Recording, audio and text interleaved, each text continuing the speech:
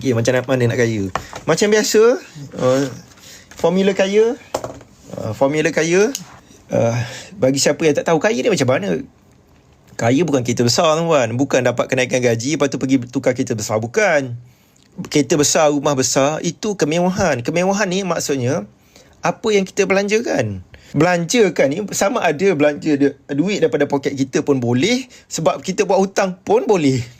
Jadi orang yang mewah belum tentu kaya. Orang yang kaya belum tentu dia pilih untuk hidup mewah. Tak semestinya dia pilih untuk hidup mewah.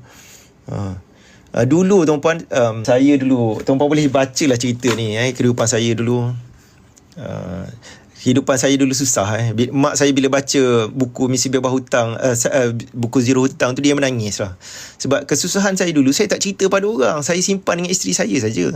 Dan saya bukukan cerita ni, macam mana saya hadapi kesusahan tu. Struggle nak menyimpan susah, apa semua tu, duit tak cukup.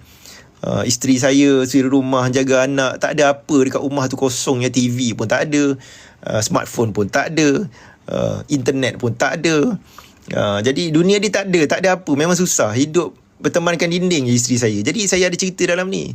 Bila mak saya baca baru dia menangis. Saya simpan kesusahan tu. Tak balik kampung. Bukan tak nak balik kampung, sebenarnya tak ada duit.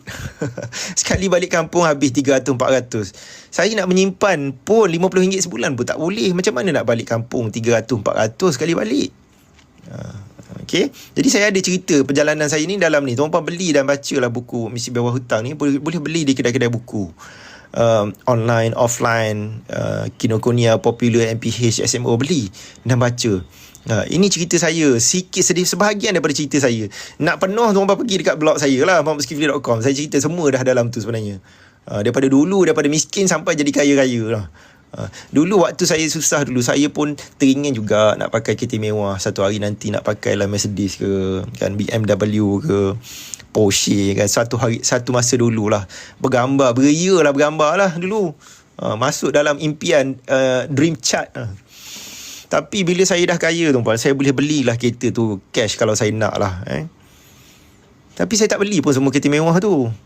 Sebab bukan keperluan dah. Saya bila dah lama-lama kita dah biasa berbelanja ikut keperluan, kita tak nak lah beli benda-benda yang kita tak perlu pun.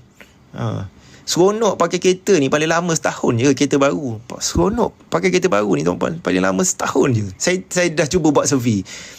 Kalau seronok tu sebab kereta tu lah.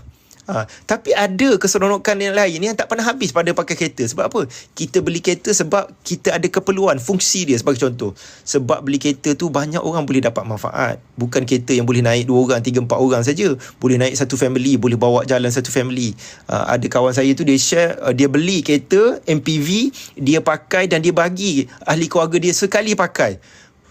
Kegembiraan dia tu sebab kereta tu dimanfaatkan. Bukan sekadar dia boleh dapat manfaat, ahli keluarga dapat, kenalan rapat dia pun boleh guna. Nampak tak?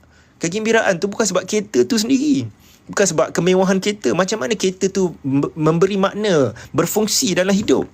Jadi saya beli kereta sekadar untuk keperluan dan ikut apa yang saya betul-betul perlu saja.